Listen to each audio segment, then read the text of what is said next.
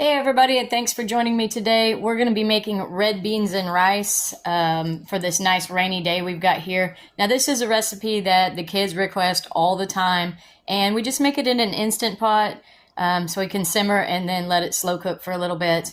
If you're actually Cajun, don't come at me. I know this is not the real recipe, but join me and I'll show you a really great meal that your family's going to love that's super easy to make. Okay, so first of all, we're going to put our Instapot on saute or simmer, whichever one you have. If you have the new Instapot, then you probably have a simmer function.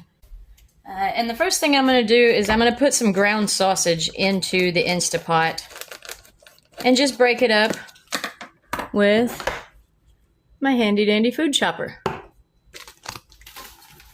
Now this is a sausage that we made here on the farm out of a pig that we butchered a while back. It's a jalapeno flavored sausage, so it's kind of spicy. You can use just any type of ground sausage or ground pork. I don't recommend necessarily breakfast sausage or sweet sausages. Something savory goes best with this. This is a jalapeno savory pork sausage. And I'm just going to get that and chop it up and let that brown. All right, now that that's all browned up, I'm going to add 2 pounds of smoked sausage that I've sliced just kind of thin in little half-moon shapes. So traditionally, you're supposed to have 3 different kinds of pork for red beans and rice. So I do a ground sausage or a ground pork, a smoked sausage, and usually bacon grease. If I don't have ground sausage, I will substitute ham hocks. All right. As that starts to come to temperature, I'm going to put our beans in. Now I've done pinto beans, black beans, kidney beans. You can make pinto beans. You can use leftover beans. And I'm just using a variety of canned beans I have. I've got 3 cans of dark red kidney beans and 4 cans of pintos here.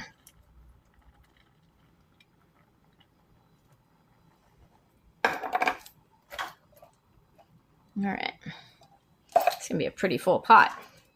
We like to eat this for a couple days, especially during the cold weather. All right, we're just gonna kind of mush that in there. You have a little bit of juice in here, but not a lot. We're gonna end up making kind of a bean slurry out of these beans. And we'll do that also with the food chopper. You can do that part with a potato masher, but the food chopper is just like, why dirty another thing? If you like the food chopper and you want a branded one, you can get the Pampered Chef version on my website. It's in my bio, my Pampered Chef website. It's in my bio. If you don't care if it's branded or not, you can go to my showcase, and they are on sale for $4 right now. I recommend keeping 2 in your kitchen because one's always dirty because you used it yesterday, and you're going to need it today. So grab yourself 2 of them. We're going to let that come to temperature for a few minutes and add some seasonings. All right, so now that that is simmered and we've got it nice and hot, we can keep mashing those beans. I also switched, my Instapot over to the slow cooker high setting. And I set it for 4 hours, but we're probably only going to simmer it for like maybe an hour and a half, 2 hours. Really, it's good to go once it's hot and all the flavors are melded in. 45 minutes to an hour is fine. The longer you let it go, the more the flavors are going to incorporate. All right, so that looks pretty good right there. Now, for seasonings, what do we have? The first thing we have is a little bit of bacon grease. We're going to put that in there. Excellent. I actually cooked the bacon for that bacon grease. That's the bacon you can see in my other video today. I'm going to put, and I've got this on standby, a little bit of chicken broth in here. You can use whatever chicken broth you have. It can be homemade. It can be made with bouillon cubes. Doesn't matter. This gives it a little bit of liquid and a little bit of a slurry for those beans. And give it a good bacony flavor too. All right. And now for the seasonings. So I'm going to go with my standard trifecta. I've got pink salt, probably going to end up putting, because beans soak up a lot of salt, I'm going to end up putting probably close to a good tablespoon. And this is pink Himalayan salt. It's one of my personal faves. Get it in 5-pound things on Amazon. Black pepper, we're going to start off with a good teaspoon of black pepper.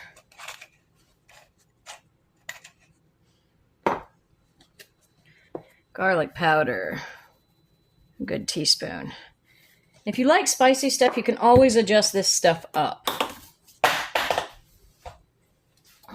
We kind of have a mixed household of spices, so everybody can add their own Tabasco or whatever if they want it spicier. So this is a little bit of smoked paprika, like a little paprika in there for color.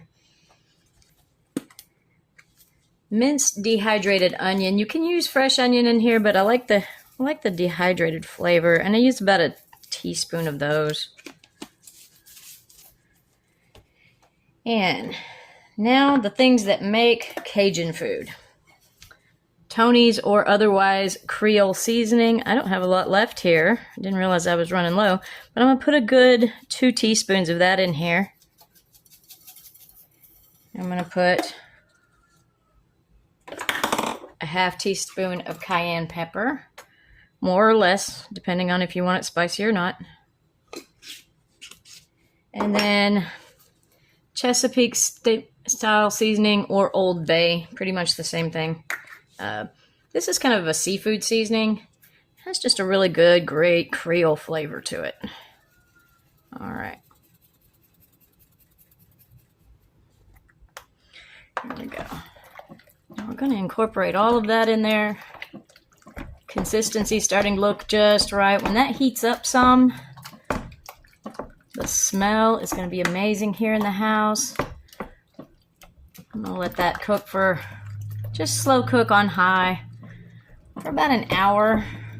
Come back and check my seasonings, get a good taste test, see if it needs more salt. Sometimes you got to add more salt depending on how many beans you use and how salty your sausage is and things like that. So I always suggest going a little bit light on the seasonings at first until you know whether you really want a spicy one, until you know how much did you put in there the first time. So just stick the lid on it and let it go. But that's the basic recipe. All you got to do is season it up from there and serve it over rice. And that's all we have, red beans and rice.